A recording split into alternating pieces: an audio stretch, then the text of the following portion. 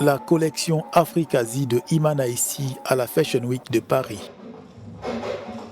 Connu pour mêler l'héritage africain à la haute couture française, cette fois le couturier camerounais offre au public un patchwork inspiré des peintures du diplomate chinois Wang Ying. Donc, la collection s'appelle Akalen dans la langue Beti Ewonde du Cameroun. Akalen, ça veut dire la correspondance ou l'échange. Donc, l'échange culturel, l'échange de la parole, l'échange des écrits où ça peut toucher beaucoup de choses. Et dans ce domaine-là, on va retrouver que l'Afrique est liée parce que ce qu'on a pu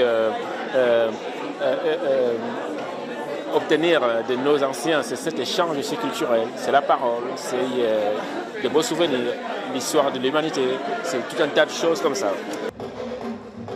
La nouvelle collection d'Iman est un vibrant témoignage, selon lui, d'un lien entre l'Afrique et l'Asie, une histoire de beauté cachée qui se révèle.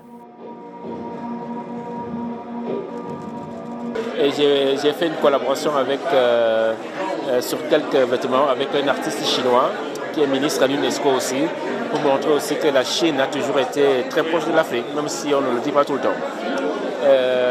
La robe Kaba, on a vu une série de robes avec le plastron et des fonces qui partent par-dessus de la poitrine, qui fait un peu style empire. Cette forme de robe est arrivée en Afrique à l'époque de Colomb. Donc cette manière de travailler le tissu de cette façon au Cameroun, c'est devenu une robe traditionnelle qu'on appelle le kaba et qui a été importée par les colons. Parce qu'à l'arrivée des colons, ils ont apporté la manière de construire le vêtement, mais ils ont voulu cacher les corps des femmes pour ne pas séduire les hommes européens davantage. Et c'était pour embellir, pour enlaidir, mais pas pour embellir. Mais elles ont eu une manière de porter ça avec une élégance inouïe. Finalement, c'est devenu beau. C'est ça que j'ai voulu montrer aussi. Encore une fois, les créations d'Aïssi prouvent que l'art est un langage universel, un pont entre les peuples.